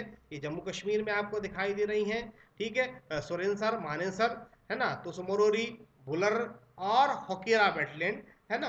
तो ये वाला क्षेत्र जो है तो ये जम्मू कश्मीर का है। ये पोंग डैम लेक, है ना, और ये वाला जो हिमाचल वाला क्षेत्र यहाँ पर आपको मिल जाएगा दोस्तों, ठीक है। उत्तराखंड का भी, अब पंजाब का भी अपन देख लेंगे। देखो ये पंजाब वाले में ये हरीके झील है, सतलज और ब्यास के संगम पर बनाया गया है। ये रोपड़ है ना, और एक कांजली है दोस्तों, है ना। और यहाँ पर ये चंद्रताल हिमाचल प्रदेश में मिल जाएगा, ठीक है। ये रेणुका भारत की सबसे छोटी आर्द्रभूमि है, रेणुका 20 हेक्टेयर में है ना। तो ये कहाँ के हो जाएंगे आपके, ये हो जाता है दोस्तों हिमाचल प्रदेश का, ठीक है। ये उत्तर प्रदेश में अपर गंगा रिवर है, ठीक है। ये राजस्थान के हैं सांवर लेक, है ना, और केवलादेव नेशनल पार्क। अभी घूमना हो तो भरतपुर राजस्थान चले जाइए, वहीं पर है केवलादेव, तो है ना। आइए गुजरात में ये नल सरोवर पक्षी अभ्यारण्य है, ठीक है। और ये आपकी केरला की है वेम्बनाड, ठीक है ना। और सष्टम कोट्टा है, ये अष्टमुडी है, अष्टमुडी पर नौकायन प्रतियोगिता भी होती है दोस्तों, ठीक है। ये तमिलनाडु की पॉइंट कैलिमर है, ठीक है। और ये आंध्रा की कोलेरू है, ठीक है। तो इस तरीके से हमने आपको यहाँ पे बताया है। यहाँ भी अपन देख लेते हैं मध्य प्रदेश का अपना ये भोज वेटलैंड है भोपाल में, है ना। और ये देख लीजिए चिल्का झील है, ठीक है। और ये भितरकनिका मैंग्रोव, ये सब उड़ीसा में आपको मिल जाएंगे। और यहाँ पर भी आपको ये दिखाई दे रहे हैं ना, कोलकाता के लिए भी अभी यहाँ पर हाल फिलहाल में एक और शामिल कर लिया गया है, ठीक है, वो सुंदरबन डेल्टा का है बेटा, है ना दोस्तों। चलिए तो आइए आगे चलते हैं। त्रिपुरा का रुद्र सागर जरूर याद रखिए, त्रिपुरा का ये रुद्र सागर है, और मणिपुर का ये लोकटक है ना, है ना। और असम का ये दीपोर बील है, ठीक है। ये असम का दीपोर बील। इस तरीके से 27 हो जाएंगे टोटल आपकी। यहाँ पर एक अभी मेंशन नहीं है दोस्तों, वो हाल ही फिलहाल में बनाया गया, इसलिए इसमें मेंशन नहीं मिलेगा, सुंदरबन, ठीक है। सुंदरबन वेस्ट बंगाल में ही है, लेकिन तो वो सुंदरबन को अपन मान के चलेंगे, है ना। आइए आगे चलते हैं, मॉन्ट्रेक्स रिकॉर्ड की बात करते हैं। मॉन्ट्रेक्स रिकॉर्ड में अंतरराष्ट्रीय महत्व की उन आर्द्र भूमियों को सूचीबद्ध किया जाता है। अभी मैंने बताया था जब राजस्थान पहुंचे थे और वहां केवलादेव पक्षी अभ्यारण्य गए थे अपन, तो अपन ने कहा था केवलादेव में कि मॉन्ट्रेक्स रिकॉर्ड में शामिल कर लिया गया, वही मॉन्ट्रेक्स रिकॉर्ड की अपन बात कर रहे हैं। मॉन्ट्रेक्स रिकॉर्ड में अंतरराष्ट्रीय महत्व की उन आर्द्र भूमियों को सूचीबद्ध किया जाता है जिनमें मानवीय अतिक्रमण और पर्यावरण प्रदूषण के कारण पारिस्थितिकीय संकट उत्पन्न हो गया है, ठीक है। यहां इतना अधिक पर्यावरण प्रदूषण और मानवीय अतिक्रमण हो गया है कि वहां उस स्थान पर इकोलॉजिकल संकट उत्पन्न हो जाए, पारिस्थितिकीय संकट उत्पन्न हो जाए, तो ऐसे क्षेत्र को मॉन्ट्रेक्स रिकॉर्ड में शामिल कर दिया जाता है। मॉन्ट्रेक्स रिकॉर्ड में अंतरराष्ट्रीय महत्व की उन आर्द्र भूमियों को शामिल किया जाता है, सूचीबद्ध किया जाता है जिनमें मानवीय अतिक्रमण और पर्यावरणीय प्रदूषण के कारण पारिस्थितिकीय संकट उत्पन्न हो गया है। यह रामसर कन्वेंशन के अंतर्गत कार्य करता है और मॉन्ट्रेक्स रिकॉर्ड को रामसर सूची के अंग के रूप में रखा गया है दोस्तों। तो मॉन्ट्रेक्स रिकॉर्ड मेरे हिसाब से आपको शामिल समझ में आ गया होगा। इस पर थोड़ी सी चर्चा और करते हैं। भारत में वर्तमान में 2 स्थल मॉन्ट्रेक्स रिकॉर्ड में शामिल है, ठीक है। पहला शामिल किया गया था 1990 में दोस्तों, वो था केवलादेव राष्ट्रीय उद्यान। कौन सा किया गया था? केवलादेव, ठीक है। 1990 में, 1990 में क्यों किया गया? यहाँ पानी की कमी बहुत अधिक हो गई थी और चारागाह नहीं बचे थे, गेजिंग एरिया नहीं बचे थे, तो है ना। गेजिंग एरिया क्यों खत्म हो गए? क्योंकि उस स्थान पर लोगों ने कृषि करना शुरू कर दिया, तो चारागाह भी खत्म हो गए और पानी की कमी भी हो गई। तो इस कारण से केवलादेव को मॉन्ट्रेक्स रिकॉर्ड में शामिल किया गया है। वर्तमान में सरकार द्वारा इस राष्ट्रीय उद्यान में नहर के माध्यम से पानी की व्यवस्था की जा रही है दोस्तों, ठीक है। और इंदिरा नहर से यहाँ पानी लेके आया जा रहा है। और दूसरा है लोकटक झील। 1993 में लोकटक झील को मॉन्ट्रेक्स रिकॉर्ड में शामिल किया गया। ठीक है। हालांकि अभी हटा लिया गया 2002 में। 1993 में यहाँ पर मानवीय प्रदूषण बढ़ गया, पर्यावरण प्रदूषण और मानवीय हस्तक्षेप बढ़ा, तो इस स्थान पर भी समस्या उत्पन्न हो गई। इसको देख लेते हैं। आइए, लोकटक झील मणिपुर को मॉन्ट्रिक्स रिकॉर्ड में 1993 में शामिल किया गया था। यहाँ पर वनोन्मूलन, डिफॉरेस्टाइजेशन हुआ, बहुत ज्यादा पेड़ काट लिए लोगों ने और प्रदूषण आदि की समस्या उत्पन्न हो गई। ठीक है, तब से कर दिया। चिल्का झील को मॉन्ट्रेक्स रिकॉर्ड में शामिल किया गया। ठीक नहीं, सॉरी, आज भी लोकटक झील तो है पर चिल्का झील को हटा लिया गया है। ठीक है, वर्तमान में जो मॉन्ट्रेक्स रिकॉर्ड में शामिल हैं दो, वो एक तो केवलादेव है, दूसरा लोकटक है। लेकिन चिल्का झील को शामिल तो किया गया था 1993 में, पर वहां अब उसको हटा लिया गया है ना। ठीक है, आइए इसको पढ़ लेते हैं। चिल्का झील उड़ीसा को भी मॉन्ट्रेक्स रिकॉर्ड साइट में 1993 में शामिल किया गया था। ठीक है, वहां गाद की समस्या बढ़ गई थी, बहुत ज्यादा सिल्टेशन हो रहा था, सिल्ट आ रही थी गाद और जमा होती जा रही थी चिल्का झील में। ठीक है, उड़ीसा में है चिल्का झील। ठीक है, पर सरकारी प्रयासों से इस स्थल को 2002 में बाहर निकाल दिया गया है मॉन्ट्रेक्स स्थल से, और राम संरक्षण पुरस्कार भी इसे 2002 में मिल चुका है। तो ये भी क्वेश्चन है, भारत की किस आर्द्र भूमि को रामसर संरक्षण पुरस्कार दिया जा चुका है? तो वो चिल्का को ही मिला है। क्यों? क्योंकि ये 1993 में पहले काय में चली गई थी, मॉन्ट्रेक्स रिकॉर्ड में, और 2002 में बाहर भी आ गई, इसलिए इसको पुरस्कार मिल जाता है। तो ये भारत के मॉन्ट्रेक्स रिकॉर्ड और भारत की आर्द्र भूमियां हमने यहाँ पर खत्म की। आइए आगे देखते हैं मैंग्रोव पारितंत्र।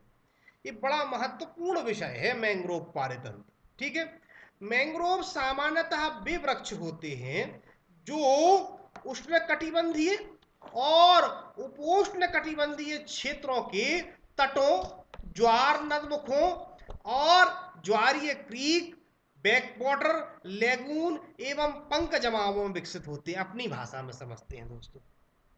मैंग्रोव वे वृक्ष हैं जो मुख्य रूप से कहां पाए जाएंगे? ये पाए जाएंगे जलीय क्षेत्रों पर, जहां जल है।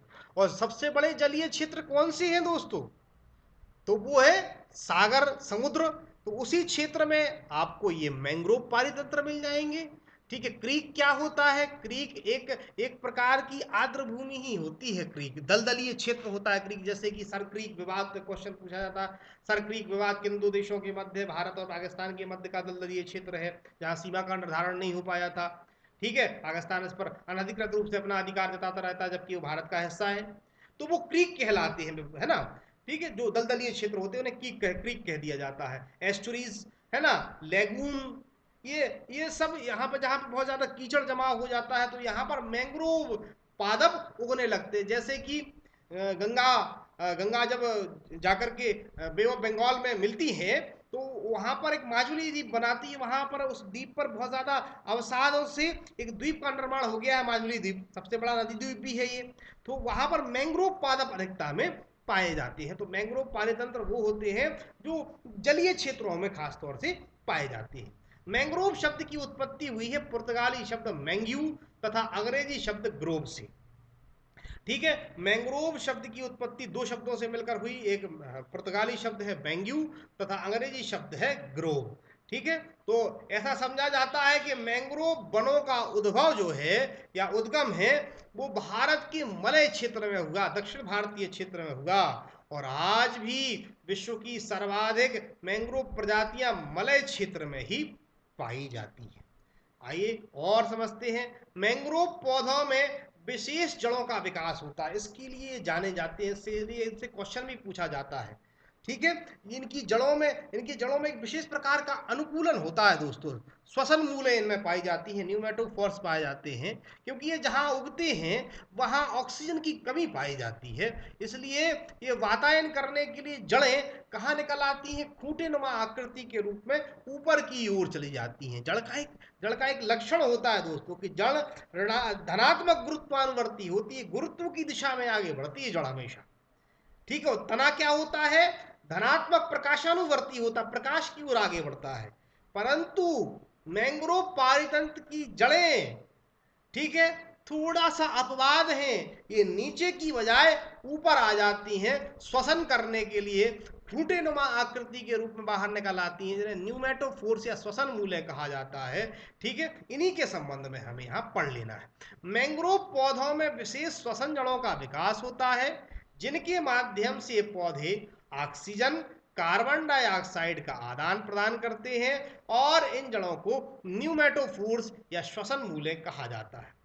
ध्यान रखिए, एविसीनिया भी एक प्रकार का मैंग्रोव पादप है दोस्तों, और एविसीनिया के 3 मीटर लंबे वृक्ष पर लगभग 10,000 श्वसन मूलें पाई जाती हैं, 10,000 श्वसन जड़ें पाई जाती हैं। यह अपने आप में एक बहुत बड़ी बात है दोस्तों।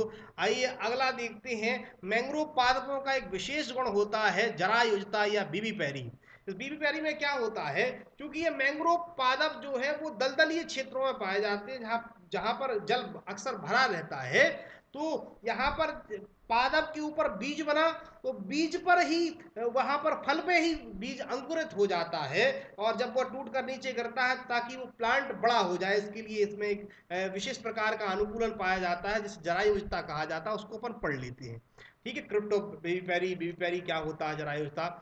मैंग्रोव की कुछ प्रजातियां जैसे एविसीनिया एल्बा क्रिप्टोबेविपीरी दर्शाती हैं, और क्रिप्टोबेविपीरी वह प्रक्रिया होती है, क्रिप्टोबेविपीरी वह प्रक्रिया होती है जिसके अंतर्गत भ्रूण के विकास की प्रक्रिया, जो भ्रूण है दोस्तों, एम्ब्रियो का डेवलपमेंट प्रोसेस होता है, वो पेड़ पे फल लगा है और उस पर ही शुरू हो जाएगा दोस्तों। फल बाद में गिरेगा, उसके पहले ही क्या हो जाता है, यहाँ भ्रूण का विकास हो जाता है। ठीक है, कि गिरने से पहले ही क्या हो जाती है, प्रारंभ हो जाती है, और इसी क्रिया को विविपैरी या जरायुजता कहा जाता है। और मैंग्रोव पौधों में जो जड़ें होती हैं, वो मैंने पहले आपको बताया कि गुरुत्वाकर्षण की विपरीत दिशा में बढ़ती हैं। ठीक है, ऋणात्मक गुरुत्वानुवर्ती होती, सभी जड़ें गुरुत्वाकर्षण की दिशा की ओर बढ़ती हैं, परंतु मैंग्रोव पादपों की जड़ें गुरुत्वाकर्षण के विपरीत दिशा में आगे बढ़ती हैं। ये मैंग्रोव का एक खास लक्षण होता है। और भारत में सर्वाधिक मैंग्रोव वन जो हैं, ये भी क्वेश्चन आपसे अगर पूछा जा सकता है तो पश्चिम बंगाल में पाए जाते हैं दोस्तों। भारत में सर्वाधिक मैंग्रोव वन पश्चिम बंगाल में आपको देखने के लिए मिलेंगे। अब मानव रूपांतरित पारितंत्र की चर्चा कर लेते हैं। मानव रूपांतरित पारितंत्र क्या होते हैं, इनके विषय में थोड़ी सी चर्चा हम आपसे करेंगे। ठीक है, मनुष्य की लालसा और उसकी जरूरतों ने प्राकृतिक पारितंत्रों को बहुत अधिक प्रभावित किया दोस्तों, बहुत अधिक प्रभावित किया। प्राकृतिक पारितंत्रों में रूपांतरण के मुख्य कारण जनसंख्या की वृद्धि, मनुष्य की बढ़ती आवश्यकता और उसकी जीवन शैली में परिवर्तन है, और इसके कारण पारितंत्र में कुछ रूपांतरण हुए, जिन्हें हम पढ़ लेते हैं। देखो, वास्तविकता में मनुष्य इस सृष्टि का सबसे बुद्धिमान जीव है, और जब उसे आवश्यकता पड़ी तब उसने अपनी आवश्यकताओं की पूर्ति के लिए पर्यावरण के साथ दोस्तों खिलवाड़ किया, और उसी खिलवाड़ के फलस्वरूप ये प्रकृति में असंतुलन पैदा हो गया। हालांकि उसने मानव निर्मित जो पारितंत्र बनाए वो उसकी आवश्यकताओं की पूर्ति के लिए तो ठीक थे, लेकिन वो प्रकृति के लिए सही नहीं थे। ठीक है, तो इसका प्रभाव भी नकारात्मक प्रभाव पड़ा।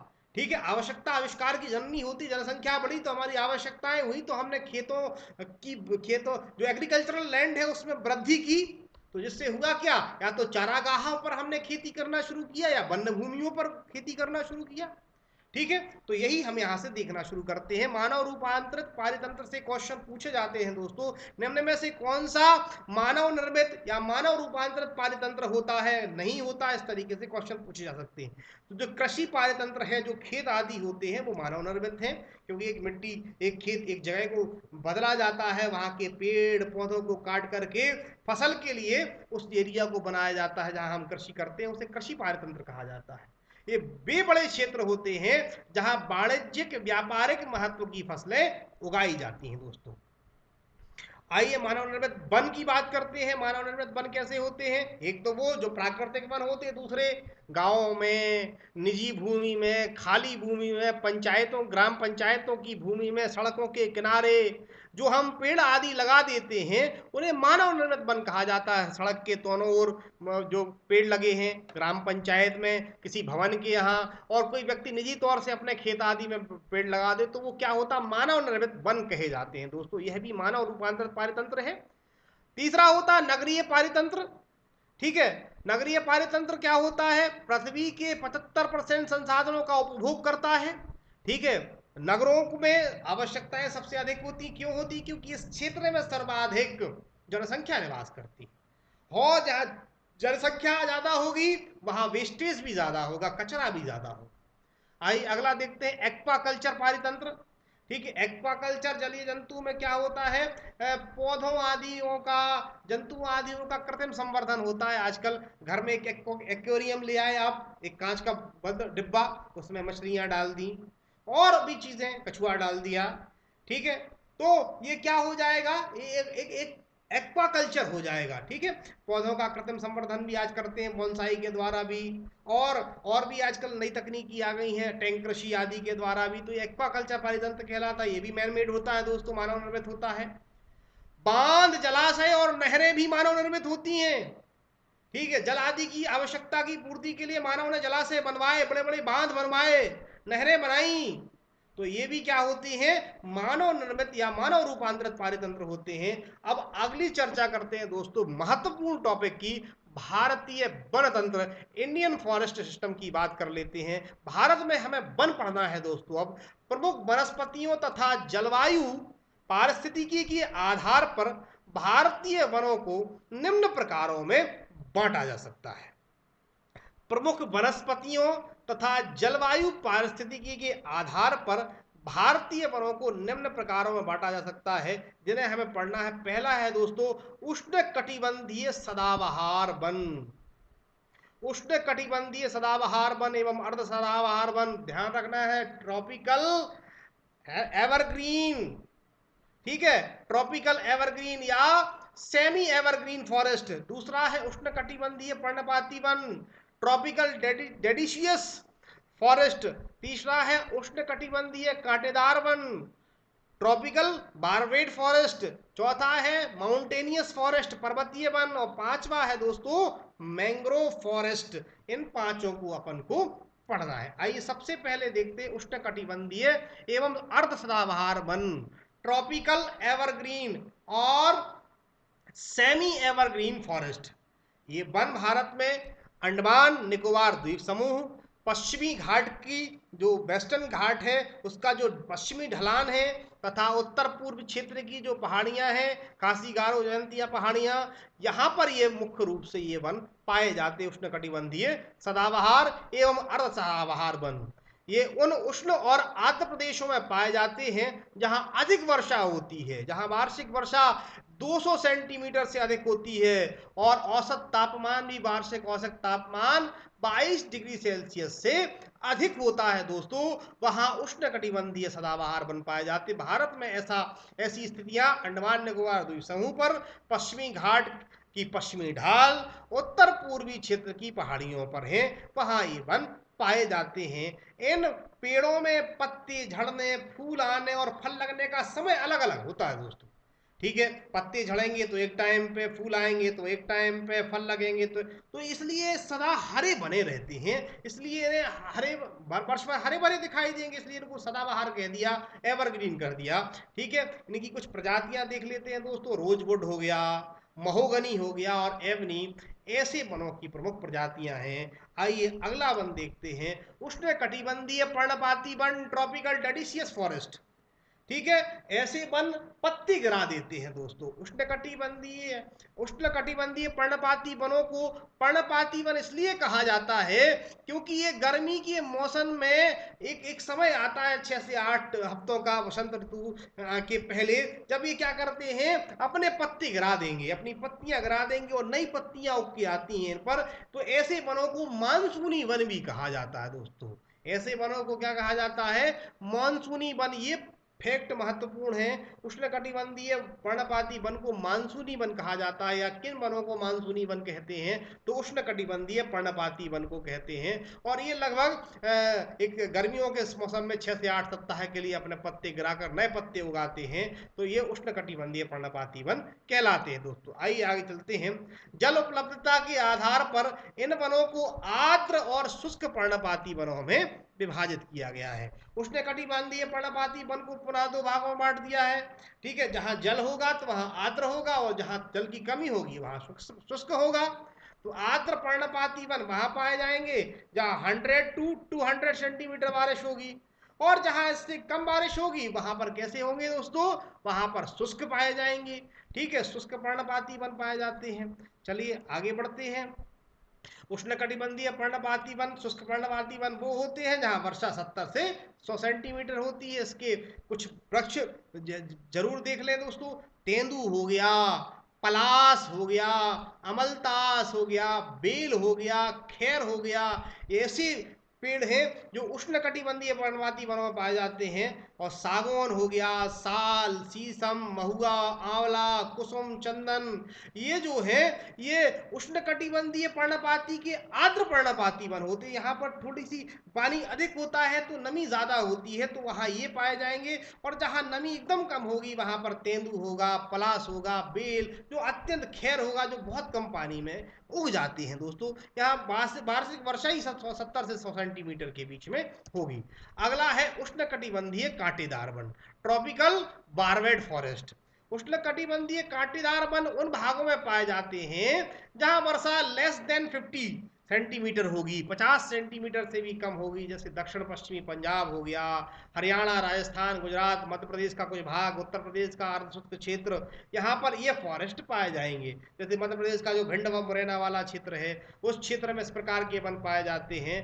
तो यहाँ पर बबूल मिलेगा, बेर के पेड़ मिलेंगे, खजूर मिलेगा, खैर का पेड़ मिल जाएगा, नीम मिलेगा, खेजड़ी और पलास। ठीक है, और इन वृक्षों के नीचे लंबी घास उगती हुई पाई जाएगी। तो उष्णकटिबंधीय कांटेदार वन वहां पाए जाते हैं जहां वर्षा कम होती है दोस्तों, 50 सेंटीमीटर से भी कम बारिश होगी, वहां पर ये पाए जाएंगे। अब पर्वतीय वन की बात कर लेते हैं दोस्तों। तो पर्वतीय क्षेत्रों में ऊंचाई के साथ साथ जैसे जैसे ऊंचाई बढ़ेगी वैसे वैसे तापमान में कमी आ जाएगी, और तापमान में कमी होगी तो वहां की वनस्पतियों में भी बदलाव हो जाएगा, क्योंकि पर्वतीय क्षेत्र सम नहीं है ना। पर्वतीय क्षेत्र ऊपर कहीं ऊंचाई जैसे बढ़ रही है तो तापमान में कमी होगी, तो वहां की वनस्पतियों में भी क्या हो जाएगा, बदलाव। ठीक है, पर्वतीय वनों को दो भागों में बांटा जा सकता है, एक तो उत्तर का क्षेत्र दोस्तों, और दूसरा दक्षिण का क्षेत्र। उत्तरी पर्वतीय वन और दक्षिणी पर्वतीय वन।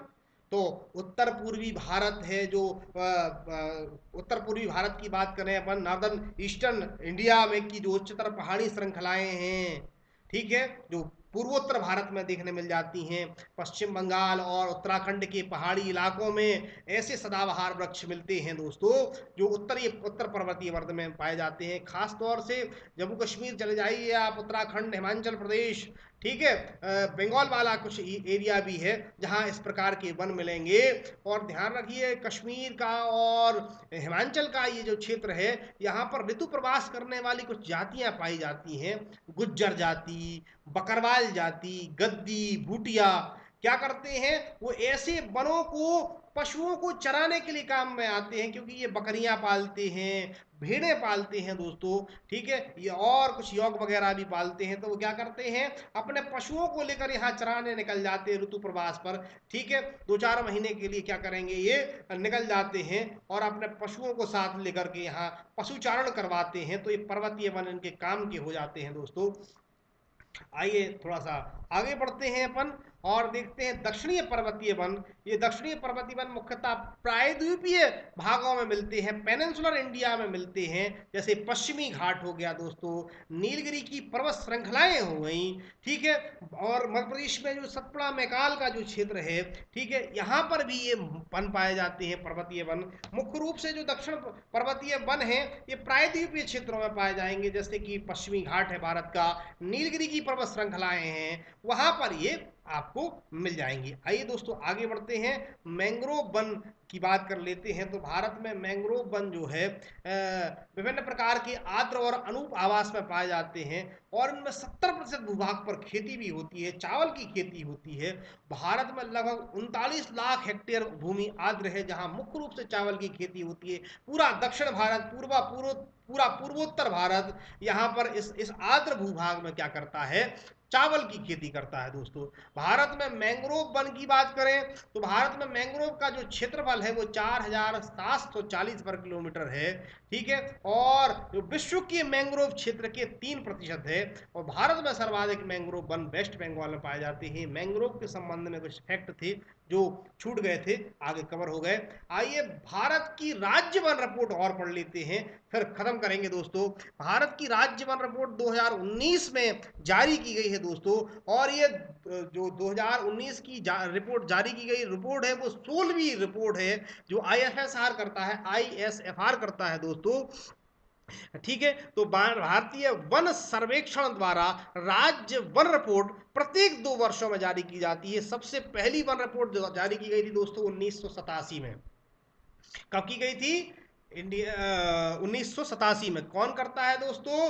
तो आईएसएफआर करता है। कौन करता है? आईएसएफआर करता है। इंडियन सर्वे फॉरेस्ट रिसर्च रिपोर्ट जो है वो कौन जारी करता है? आईएसएफआर उसको कह देते हैं अपन, भारतीय वन सर्वेक्षण विभाग जो कर देता है इस रिपोर्ट को जारी। कब से कर रहा है? 1987 में पहली रिपोर्ट जारी की थी। 2019 में दोस्तों कौन सी हुई है? 16वीं जारी हुई है। कैसे करता है?